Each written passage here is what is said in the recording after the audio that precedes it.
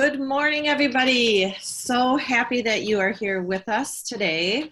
We are going to be talking about Seesaw and the awesome power that it has for you as a communication tool and as you work with students, a learning tool, an e-portfolio.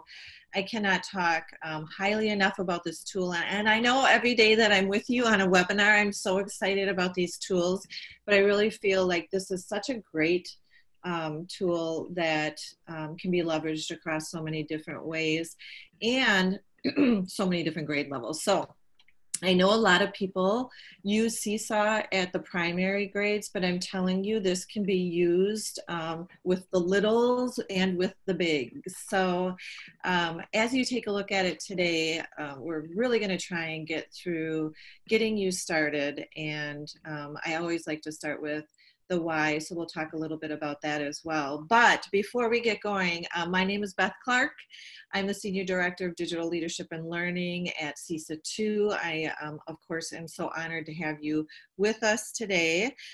Just a few logistics. First of all, those of you who have done webinars with me before know that I use an interactive or collaborative document typically with all of my Zoom meetings. So you will find this if you put this into your web browser, this bit.ly, you can get to that document. You also can get to it in the chat, which is just a real quick click, and you will be there in just a second. It will look like this, just so you all know.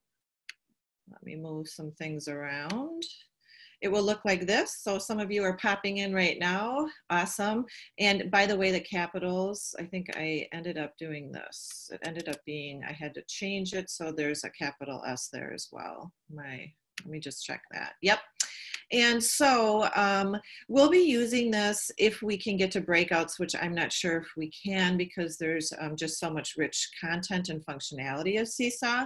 But the other piece I thought is that I would leave this open to edit for maybe an hour or so after our webinar. So if you have any ideas to share with others about Seesaw, any questions or needs, and this is needs for us as a whole at Seesaw 2, anything that we can do. If you guys need, like I just heard that people are like, we need some professional learning on Google Meet. Can you help? Yes, so I've added that. I want you to know Friday at 10 a.m. we're going to do Google Meet. I know it's not at 11 and our Tech Power Hour is typically at 11, but I needed to squeeze it in with our Seesaw 2 schedule. So I want you to put that on your calendar if you're interested. We'll do Google Meet at 10 o'clock on Friday. So anyway, I want you to know at the bottom of this, you'll find some resources, and I'll talk through some of these resources today as far as Seesaw goes. There's so many rich resources out there for it. It's just fantastic. So let's continue here. I want you to know that my Yoda, who is typically with me, Valerie, is on another webinar until 11:30. I have Mitchell in the chat, but we have a full house today. And Mitchell, I'm not even, oh, we have 361 participants right now. So as we are going through some of the logistics of Seesaw, go ahead and put those in the chat. Those people who have used Seesaw or know a little bit more about it, if you want to help Mitchell in the chat, that would be fantastic. And then Valerie will join us when she is available. So we'll do the best we can is what I'm saying. So we'll get through this today. It's awesome. So let's continue. Scrolling down here, I always remember I'm trying to also practice best practices with you using Zoom, so just some logistics. We are going to mute all of you because there is such a big group, and the video is turned off today. What we found through some of our webinars is if we have the video on as we're doing it, sometimes the sound will cut out or bandwidth will be an issue. So know that as you are using any video tool with students, if their bandwidth isn't that large, that if you turn off the video, they'll still be able to hear what you're saying. And the chat, of course, is open. We talked about that.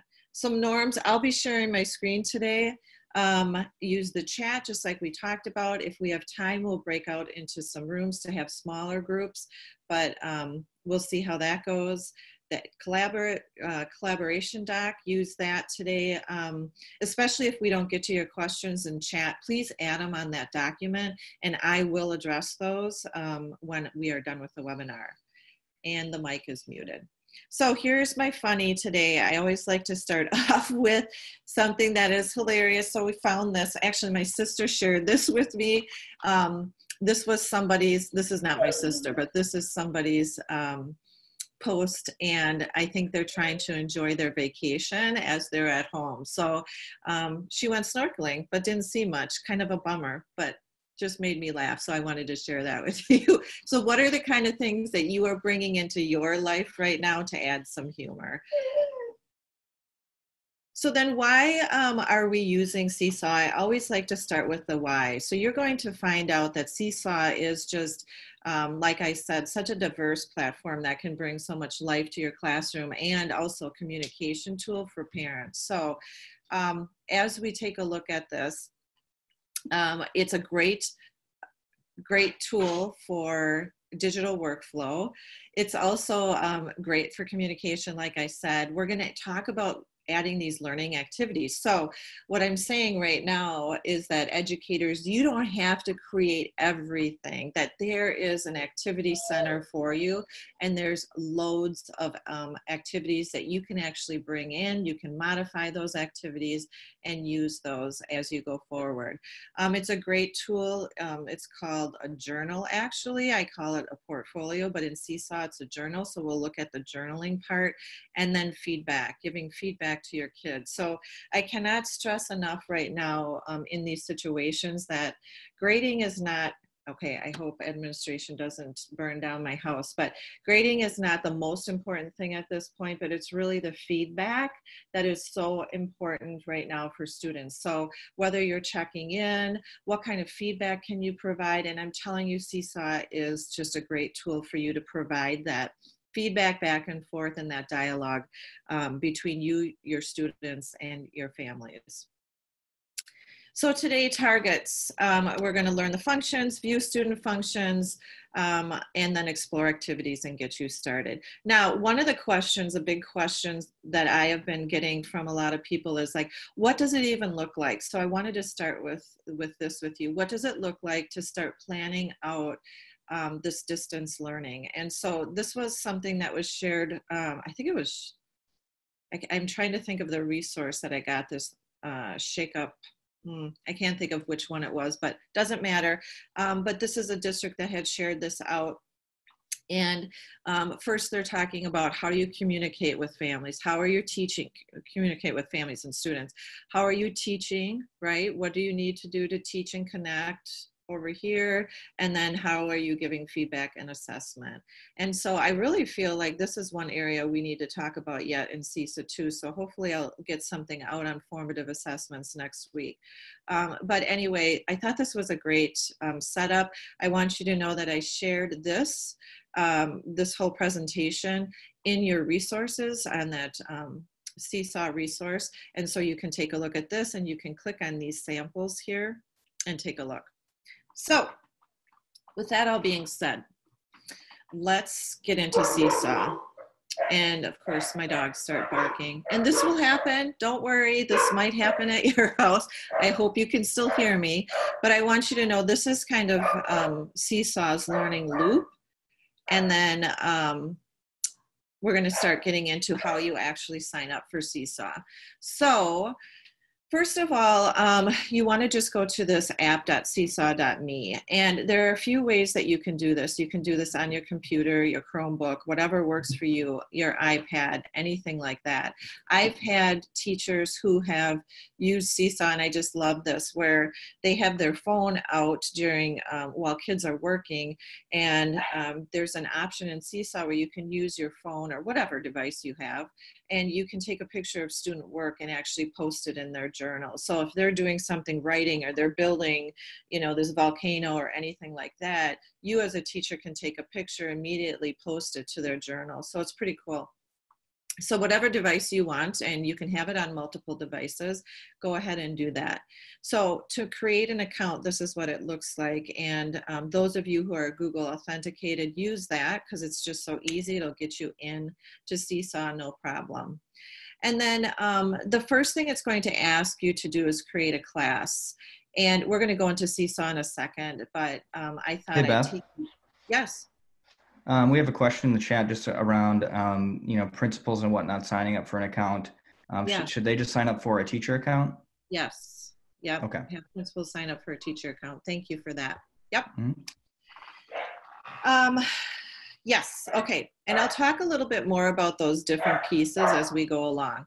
So create your class. So when you're in there, gosh, I'm thinking of principals too. Like if you wanted to create a class for your staff, you certainly can do that and invite them.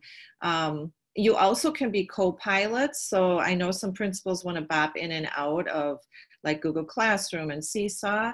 So you could be a co-teacher in a classroom too. And we'll talk more about that as well.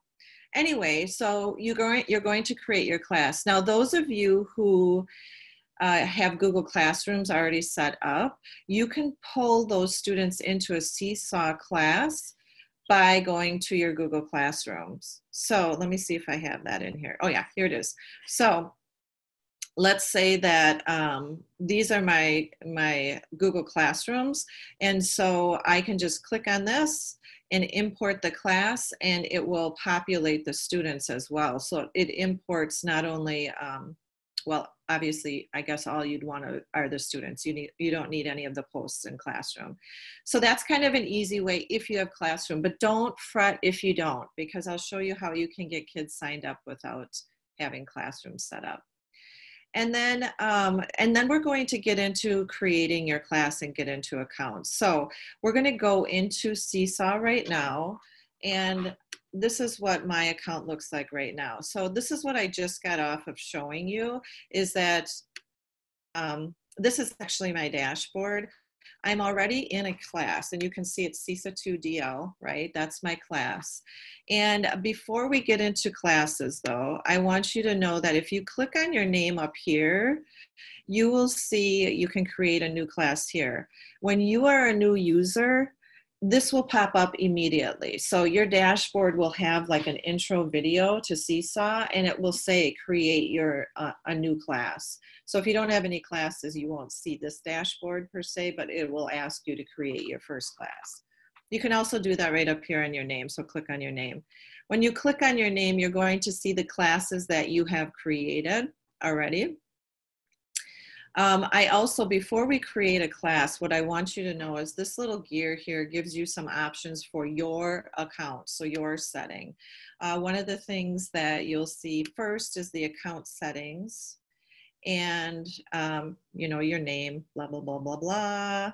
If you want to put your phone number in there, your school directory, so you can actually add your school to a bank of schools or find your school and see who's on it. The other thing too is this is your subscription.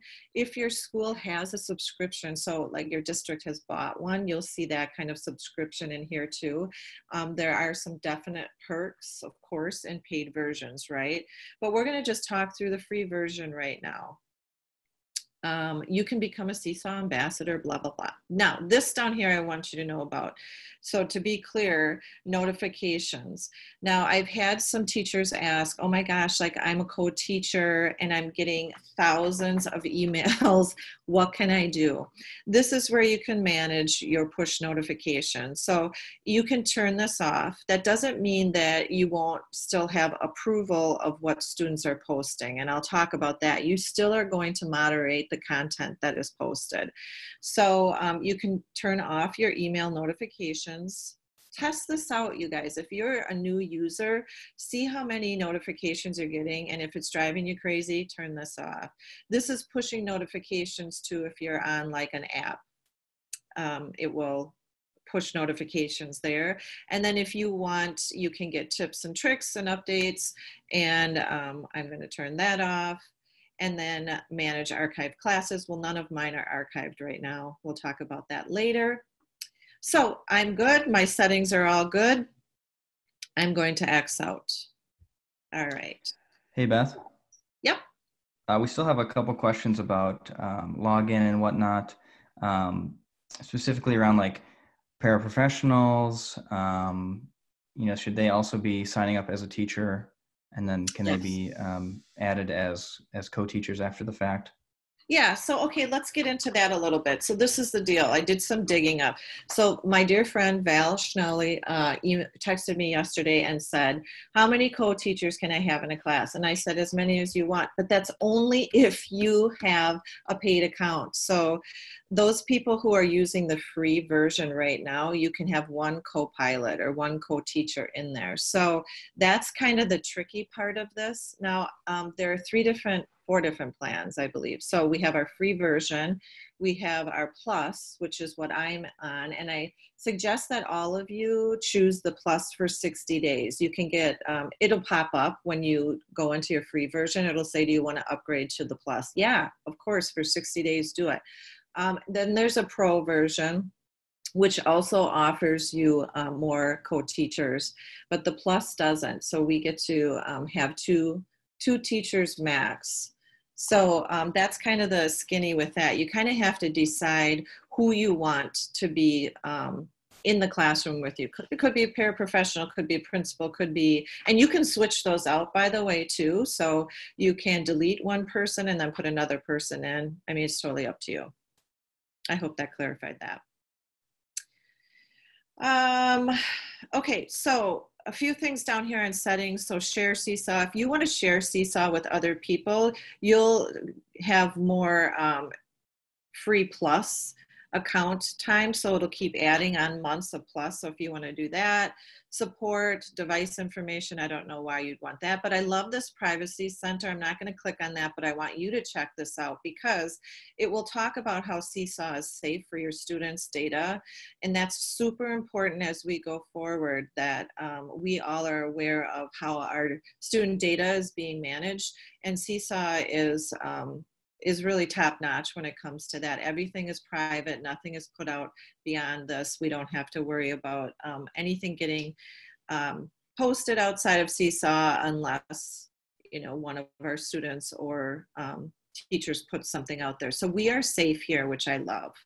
The other piece is signing out. This is where you sign out. So if you are, if you want to go in as a, well, I'm going to show you how to go in as a student without signing out. Sometimes people want to, you know, go to their student account if you create a student account just to see what it looks like, but I'm going to show you how you can do that. Okay, now, so those are your settings. Now, the one thing I want you to do next, once you get in there, is to create your class. So I'm going to call this webinar. That's the first thing you're going to do. And remember, this is exactly what I just showed you.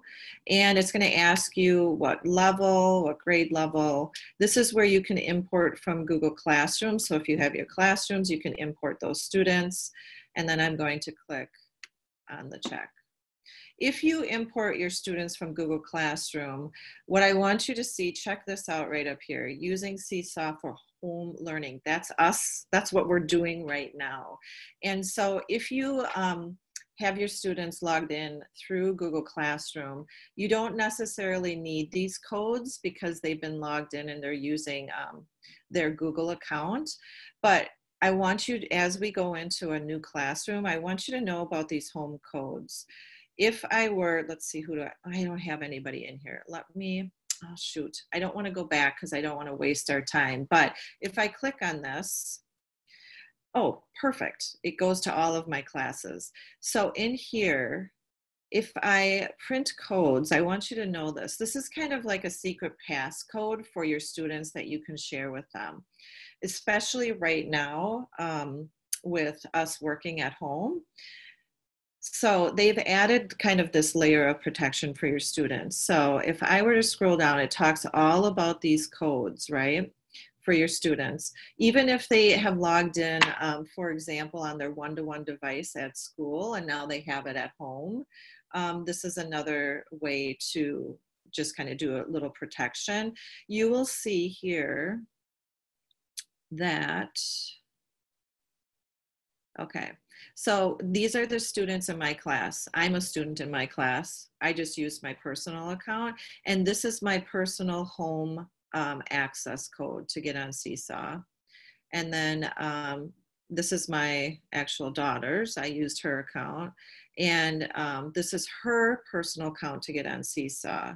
So now you're wondering, how do students get on Seesaw, that I've gone off on this tangent? Well, let me show you something. Let me go back here. So you now have a class, right? And you have this class set up, and the next thing you want to do is to add your students. You can send them all of these codes, and you saw that there were some QR codes as well. However you want the kids at home to log in on their device. So remember, it can be on any device that they're logging in. I want you to know that on an iPad, for example, they need Class. It's called Class Seesaw. That's the app that they want. And then they would just put in their code. And I'll show you what that looks like when we go to students. Here's the plus students on the bottom.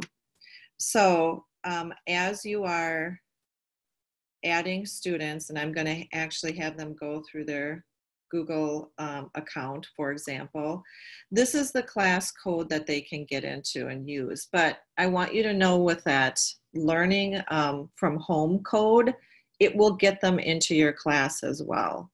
So on a typical basis, if you're at school and you want your kids to get in, they're going to use this code to get into your class. But what I'm telling you is that those home codes that you're getting are now specific to each student to get in. So it's kind of just another layer. I hope I'm not confusing you guys too much, but it's just another layer of security. But anyway, this is the code you'll be using. So for example, I'm going to do something different here. So I'm in webinar. I'm going to get this code right here. I'm going to copy this code.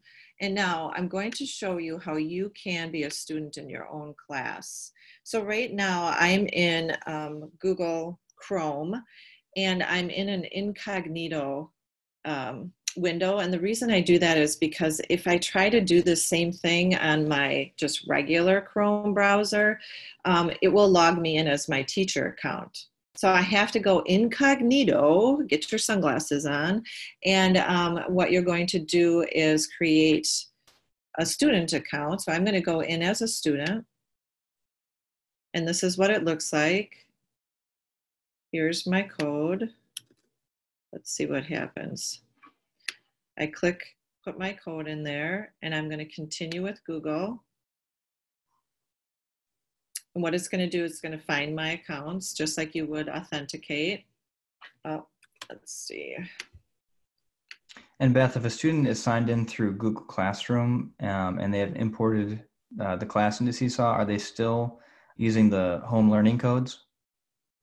You know what, I would do that just as a precautionary right now. I would send those out and have the students log in with that. Even if they are already in with your Google Classroom, have them, because they're going to go into their app as a student, and have them put in that special code for them.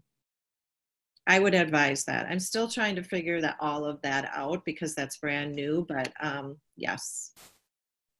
And then someone is saying that their district has said that if they want them to only put in one code at a time, they don't do it this way. They're doing it in another way. They're accessing students in a different way. Well, it sounds like their district is stating that if they want them to only have to put in one code at a time. I would use this at one point at one time overall. Yeah, I would just use that home learning code. Send that to your students and have them use that if you only want, if you're only using one code. I think that's addressing the question, but Okay. okay, if you guys need more, remember, put it on that document and I'll try and get to it later. So right now, you guys, this is what a student sees. They're in my webinar class. This is a student. This is a student account. This is me as a student now. I also set this class up so that I had a sample student. So now I have one student in here and a sample. So if I wanted to do some, testing with a sample, I can have that. You will see there's a journal, there's activities, and then there's an inbox. So what do all of those mean, right? Let's go back to, I'm going to go back to my, I just need to move this down a little. I'm going to go back to my teacher account. So I'm in webinar right now. I have a student in there. Let's say I have all of my students in there. They're in the class. They all went in through their code. Remember how I said your class will look like this when you get started. It'll have a video and it will look like this. So what are all of these pieces over here? Let me first move. I got to move some of my stuff around so that I can see this little gear. Do you see this little gear here? I'm going to move this up so you can see it. This, it's not a gear, it's actually a wrench. So let's talk like real here. It's a wrench. So let's take a look. When you are in your class settings, this little wrench, your tool. So what you can do is you can actually invite students here and actually take a look at your students. So if I click here, it kind of has the same pop-up. You can invite families here. We'll talk more about that. Here's my class name, level, so on. This is where I can manage my teachers. So this is how you can add your co-teacher. So if I click on that, I can put in their email address and I can invite that teacher to this Seesaw portfolio or course. So that's where you get your co-teachers. You can change your theme color here. Let's see if you wanted to have magenta or raspberry, and then you can also change the icon, and depending on what you would like for that, that will pop up over here. And then here are student sign-in modes. And so maybe this is what we were talking about before. What we're going to do right now in this time of our life with home access is to use this option. One-to-one devices typically in school, and then shared devices. Look more into that, you guys, as you go back to the classroom, probably thinking in the fall, right? Or hopeful there. And then you can manage your students here. So here are my students. Take a look at this. If I click on this, I can take a look at their name and so on. And here's their code specifically. So if you want to just send out one code to a student, this is where you can do family members too. So if I wanted to, it's interesting because as you look at this, I already have signed up to be a family member for my student account. So this is the parent. This is the parent of my student account, and I can turn that on because I've already signed up, but I'll show you how to do the parent sign up as well. All right, and then those are your settings for students. Let's get out of this and go back down here. So this is where I want you to take a look at how you want to manage your class. This is the important part, right? You guys, this is your classroom management. So do you want students to be able to like and comment? So you can click on that and decide. You know, people have different philosophies about liking different things, and so I'm turning it off. Do I want students to be able to comment? Yes, and that they need approval before they comment on other people's work. And then going down further, students can see each other's work. So if you turn this on, that means that students will be able to see other people's journals. So what I would suggest, and this is just a suggestion, is that you start by not having this on.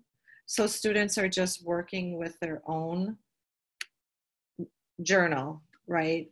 and they're seeing what their work is only, not anybody else's journal. But those of you who are veterans and have used that, go ahead and put in the chat if you feel like when is a good time to open that up, because then what you're doing is you're creating this collaboration space and you're teaching kids such rich digital citizenship and responsibility on how to communicate with others and comment on work and share work and collaborate. So, you know, there's a process to getting to that. So I love this option, and I love that we can turn it on too. But there does require to be some conversation about looking at other people's work and so on. New items require approval. I keep that on, so and you'll see how we can approve different things.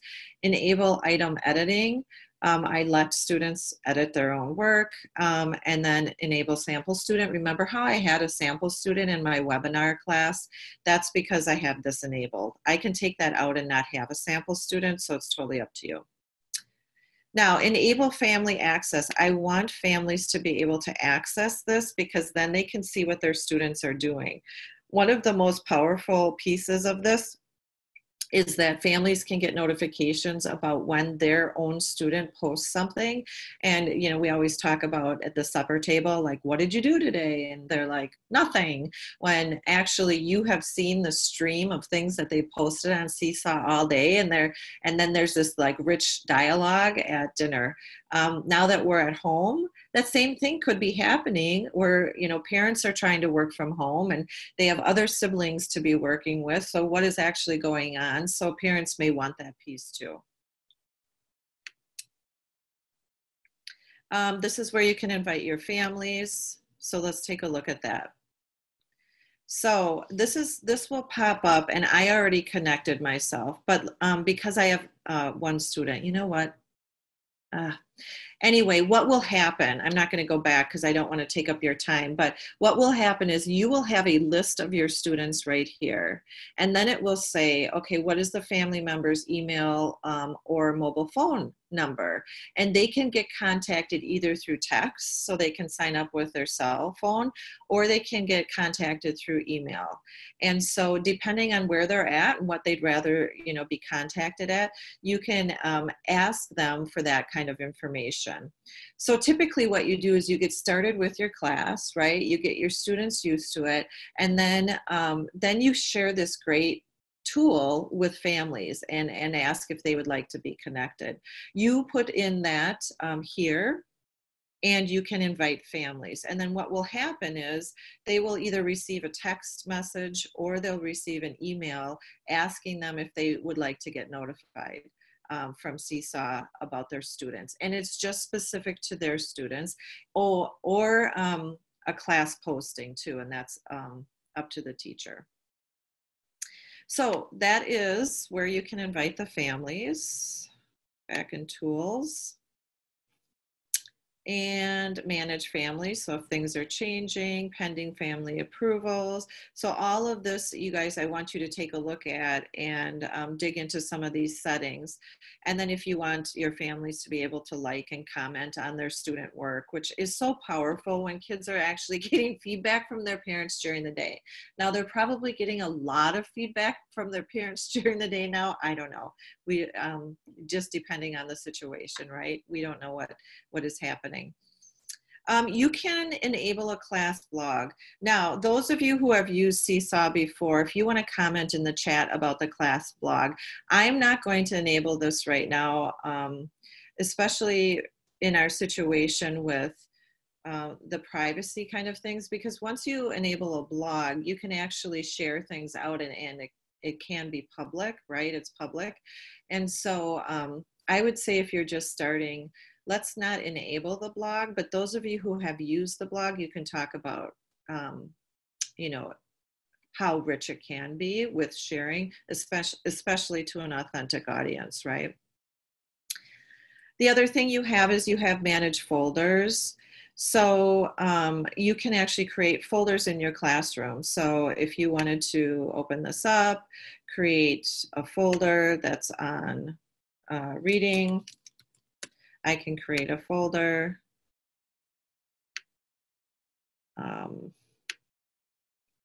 let's scroll down. Oh, I know what I have to do. I always get mixed up. In Seesaw, you don't scroll down and click save. It's actually this check mark up here, this green little circle with a white check mark. So now I have that folder. I can continue to create folders and so on, but I'm going to get out of that. And let's go down to some other pieces. So skills, what I want you to know about skills is when you upgrade to plus, then you get these skills. You can actually add skills to each activity that you are assigning to students. And the skills are based on a 4-star rating. So, you know, you can actually add skills right here. So you can, like I've added a couple skills. If I wanted to add a skill, I can click on this right here and I can say math. And you can put in your standard, your quick code, let's say for, I can't remember even what the math, let's just do, I don't know. And 3, that's my code. I can put my whatever in here, my explanation, and click that. And now a skill has been added. So you can actually add skills to activities and start kind of monitoring that. This is a real soft piece. Once you get into more of the school, the enterprise and pro, you have more options with skills, but it's kind of just like, okay, here are some things we're working on. And especially with us being at home, how are we kind of tracking where students are? This might help you with that. So this is you only have access to skills if you upgrade for that free 60 days, then you'll have access to these. And then save to camera roll. I haven't put this on at all. Those of you who have used Seesaw, if you want to put in the chat why you would, but what are you saving to the camera roll? I haven't actually activated that for any reason so far. So those are your classroom settings, right? So this is my course settings. I'm going to close that up. Yay. So now my classroom is ready to roll. This is Valerie. Just a couple of questions from the chat, if you have a minute. Hey, sorry. Hi, I was in a different webinar. Hi, everybody. So where do you get the quick codes? You used a quick code earlier? Yes. Okay. So either go here to your Get Home Learning Codes. Once you have that, you can do that. Otherwise, you can go to, let me see if I am here.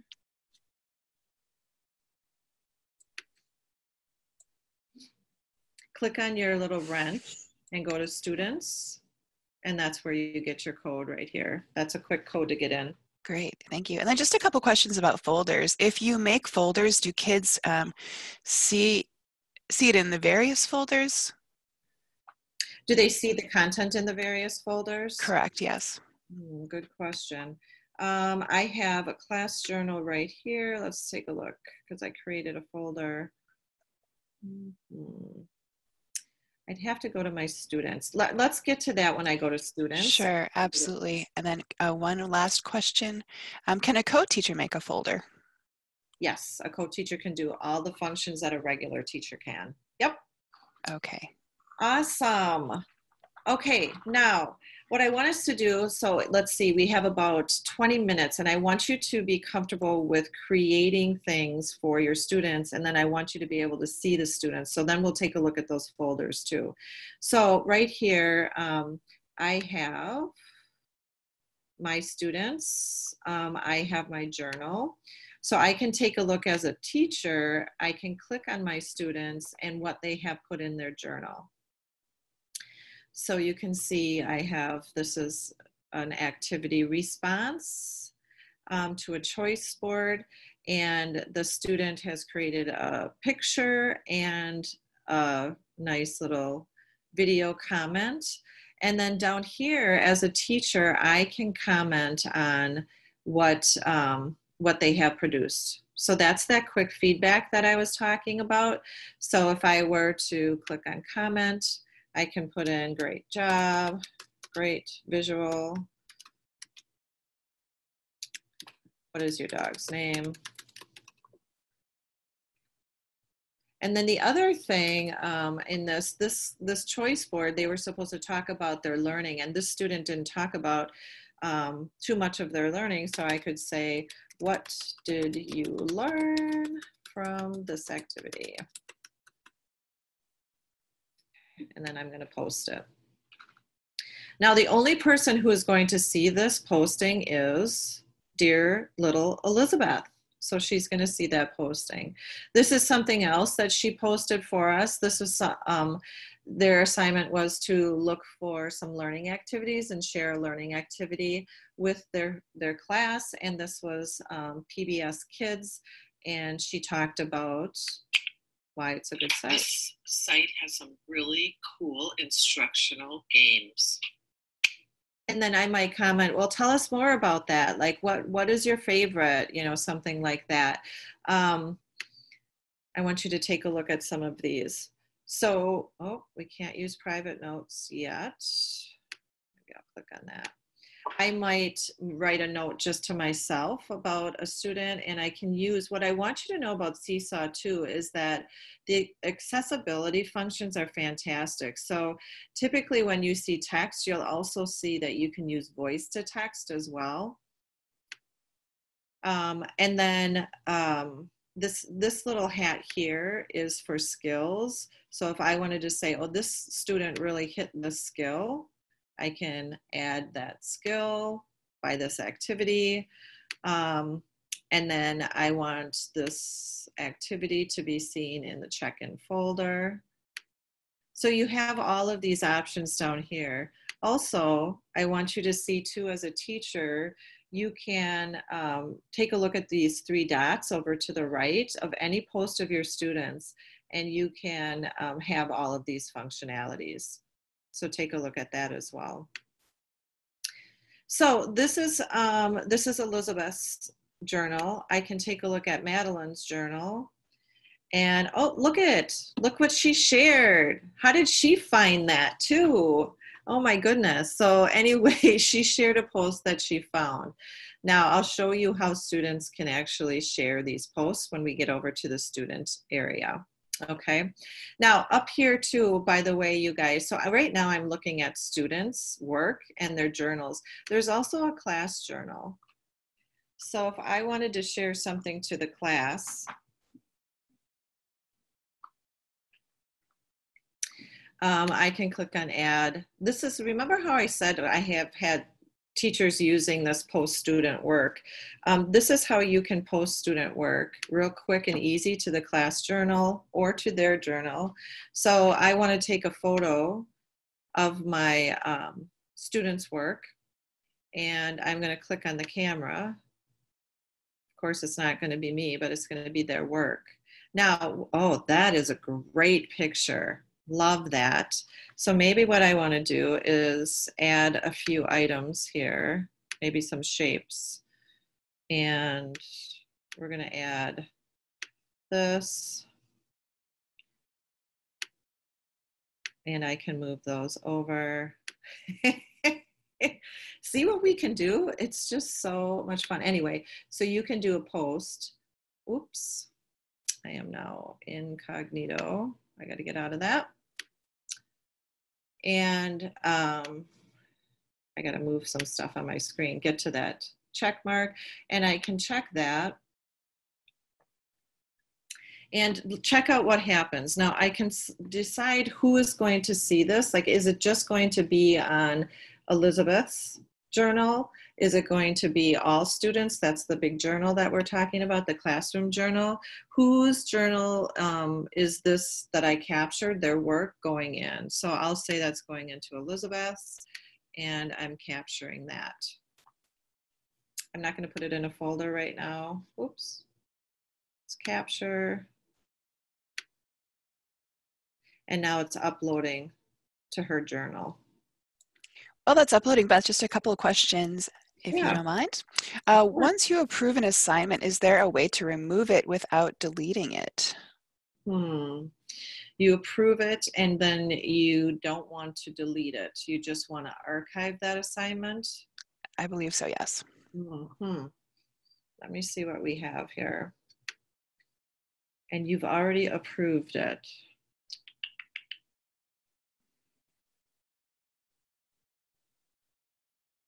I don't see an archive. Anybody who's used Seesaw that knows the answer to that question, put it in there. Otherwise, we're going to have to look that up. We might have to take a look at that. Okay. Yep. Looks like it was a question for a couple of people. So yeah, we'll dig into that one and find out. And then the other question, which I think that one for sure on our sheet too, so that I can respond to that. I'll have to dig that up. Yes. Okay, perfect. Then the other question was whether or not students can click on and see the sample students' work, and I believe you covered that, but can you just clarify? Can they see the sample students' work? Mm-hmm. Only if I put it in the class journal. If I put any work that I put in the class journal, everybody can see. Okay. Yeah. And then, yeah, let me know if there's more. I just want to get through these here so you guys. Absolutely. Okay, so you guys, the next thing is adding and assigning an activity. So I want you to know there's two ways. You can assign an activity right here or right here. So if I click on activities, what I want you to know is that it will show up any activities that I've assigned to this class right here. I also can go to browse the activity library. So take a look though before we go there. You can assign them to classes. You can schedule an assignment as well. So I can take a look at, is there anything that I have scheduled? And this one I do have scheduled. You can see that it's scheduled for April 3rd. It's going to go out at 10:50 at night. So they must be working on it the next day, and who it's assigned to. So, and then here are some archived activities. Here's an archived activity, but I don't know about the post. So still working on that in my mind.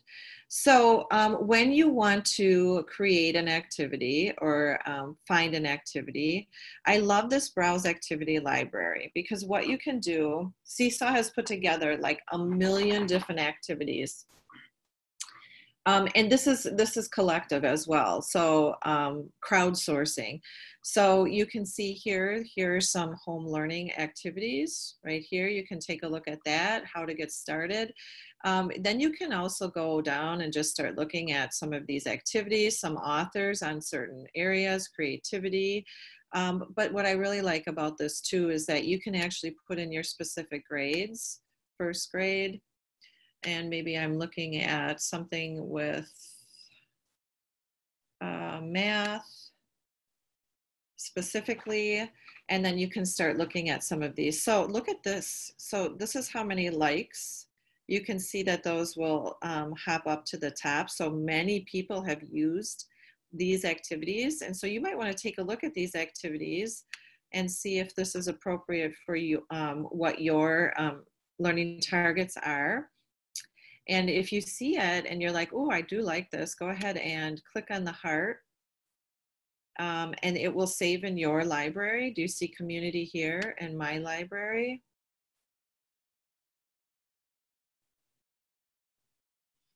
So here's the one that I just liked. So now it's in my library. Now I can click on assign. And this is where you can start doing differentiation. So let's say that you have three different, I've been using biology lately in my class or my webinar. So let's say that you have three different biology classes set up.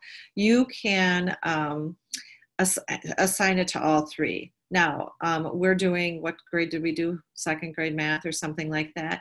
Maybe I just want to assign that to this class right here. And then I can edit students who is actually going to get this. So my assignment can go here. It can go to maybe just Madeline needs that, and my sample student. I also can put it in a folder. So this is going to be in my check-in folder. I would have a math folder. Well, maybe we should make a math folder.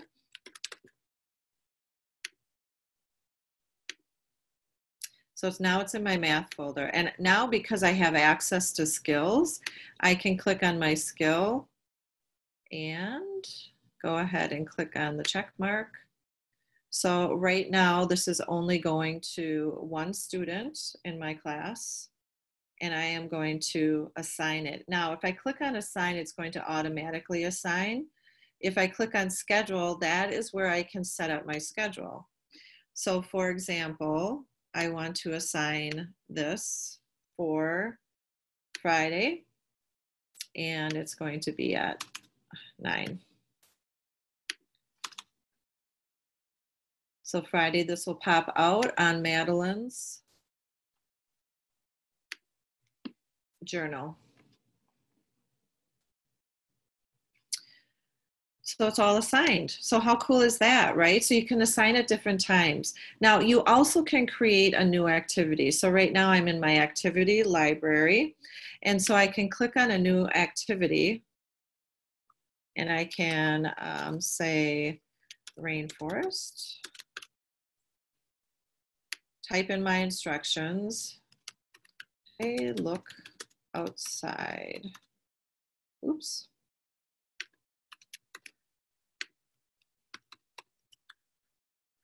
What do you see that resembles something you would find in a rainforest? Okay. Now I can also add, this is the accessibility piece, so I can add voice instruction. So I just click on that, click on the mic, and I can actually add the voice piece. I also can add multimedia instructions. So these are the pieces that you can add a link. So here's a reference to a rainforest. You can add a Google folder or a Google file, or you can add a photo, a video, anything. So here's a reference to a video that is talking about a rainforest. You can add any of these types of things to your assignment, your activity. You can also add a template for student responses. So if you want students, and you're going to see this quite a bit, so if you want students to draw it, so I might put in here, draw what you see, and I'm going to move this over here. So now with this activity, they are actually going to have that template. So here's the template, and students can just, it will make a copy for each student so they can actually do this activity. And I'm going to save this.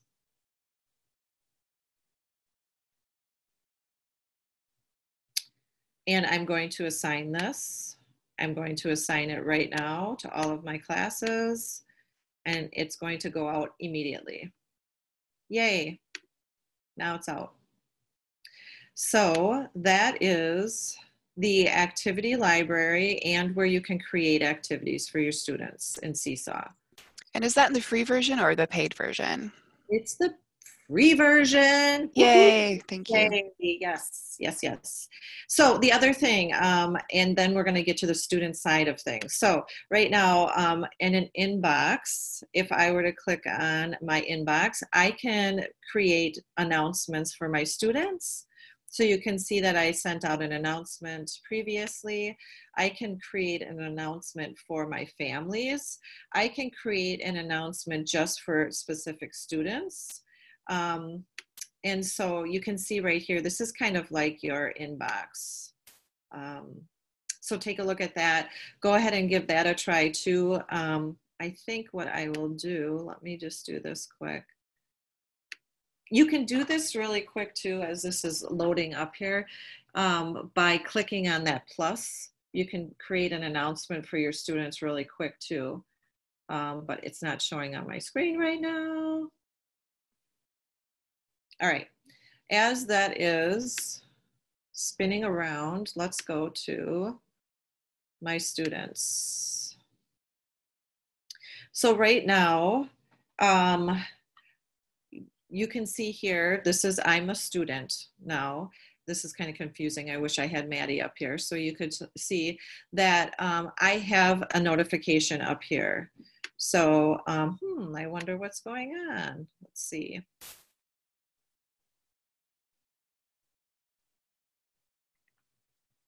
This is kind of confusing me too. Hang on a second. I got to make sure that I'm in as a student. Looks like I'm in. Oh, no, I am in as a student. So I have a couple classes. So I'm in as a student in Seesaw 2 DL. So right now you can see that there's an activity that has been posted. So I'm going to click on that activity. And this is what I just posted as a teacher. So I can click on this and read it. And if I did some, verbal directions, I could listen to that. Right now, this is all I have up here to read.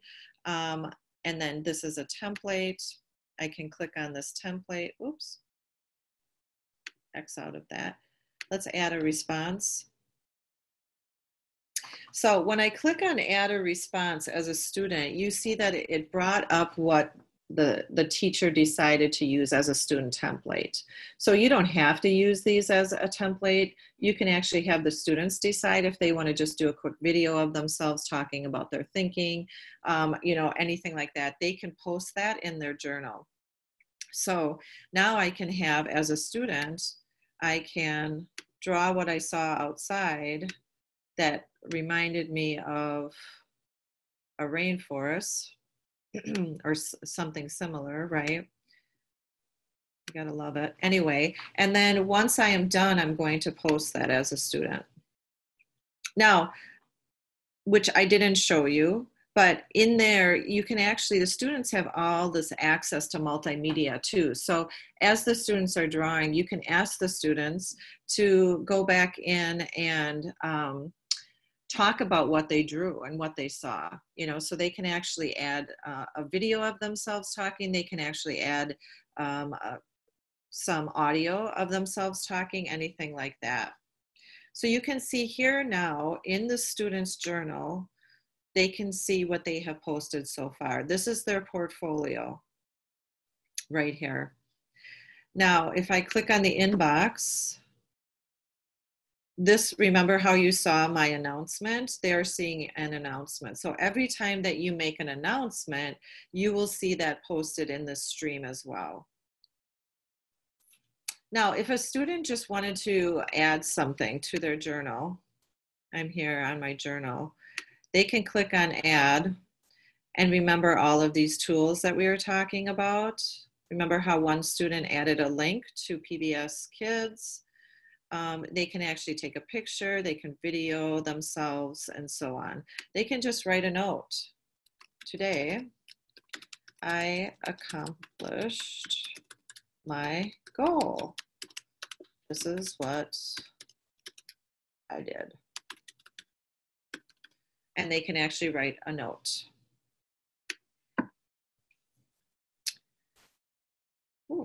Right. They can read that as well. So you can see that you can use this for fluency. If kids are like reading a book, they can record themselves reading, they can listen back to how they're reading and so on. And that can all be recorded in here. So let's go back now that the student has posted some things, let's go back to this and take a look. Okay. I need to move this up. All right. Now, what you will see is that you will get notifications in your, let's go here. These are my notifications of what students have posted. So I can go back into, let's see, if I go to, I hope this isn't going to spin forever.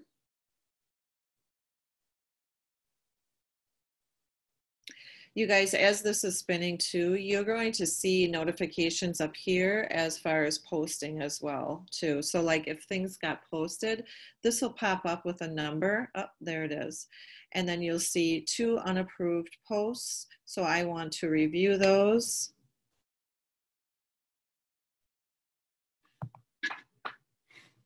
Ooh, all right. We're at noon. But we're in good shape, you guys. I'll get you off of here in just a couple minutes. So as the student has posted some things, you'll see that it will pop up in here. And I can say, okay, let's approve that. Oh, here is another one. I can approve them all. I can approve them separately. I can send back with some notes on it. And I can actually delete it. If this is just totally inappropriate, delete and then send a message to the student saying, okay, what's going on here? I'm going to approve. And now they'll be posted to their journal. So I want you guys in an hour, that is kind of just the nutshell of the pieces of Seesaw to get you started. But what I want you to know is that next week, we're trying to go a little bit deeper in some of these tools. So we've had hours of these tech power hours of webinars, so trying to get you into it a little bit. But now how do we go deeper and use it for instruction and the continuity of learning? And so we are going to offer up some smaller groups to work on Seesaw next week, Tuesday. Mitchell, is that what we decided? It was Tuesday at 11? I believe next Wednesday, same time, same place, next week. Okay, so, but that there is going to be a cost for that for a smaller group. So it's $25 to get into the smaller groups. And if we need some more smaller group work, we'll continue to add that. But you can sign up for that at seesaw2.org. And Mitchell, were you? Yes. So I posted it in the chat. There's a link to in the chat, and for folks that want, to go more in depth, get their specific questions answered, collaborate around this tool, and then so it's available on MyQuickReg at the link that I've shared in the chat, and then it will also be available where all of our other webinars are available on the CISA 2 COVID-19 landing page. Yes. And we're going to do more of those small groups just because I feel like these 1 hours are just getting you jump started. But how do we go deeper into it, especially video conferencing? I need to talk to you guys about video conferencing and leveraging that as a teaching and learning tool. So tomorrow, you guys, I want you to know, same time, 11 o'clock, we're going to do a power hour on interactive tools such as Edpuzzle. I love that tool. So if you're doing that asynchronous learning, you can create your own videos and then add questions so they're interactive. We'll look at Pear Deck, and if we have time, we'll look at something called Google Jamboard. And so we'll take a look at that. And then on Friday, don't forget, we're changing the time to our Tech Power Hour. It's going to be at 10 a.m. and we'll talk about Google Meet and how we can effectively use that. We'll talk more about some good strategies too during that time. And then as we keep progressing, hopefully getting into, like I said, some formative assessment, please, please, please use that document though, that resource document that we shared with you. Put down on the right side any questions you have on Seesaw, but also any needs that you have out there that we can help you with as you are continuing this journey. Because I just have to say, you are all awesome. I mean, I am just so, so, so proud of all of you. I'm going to tear up again. I do this every time, I swear. But keep doing the good work. Have a great afternoon. Talk to you soon.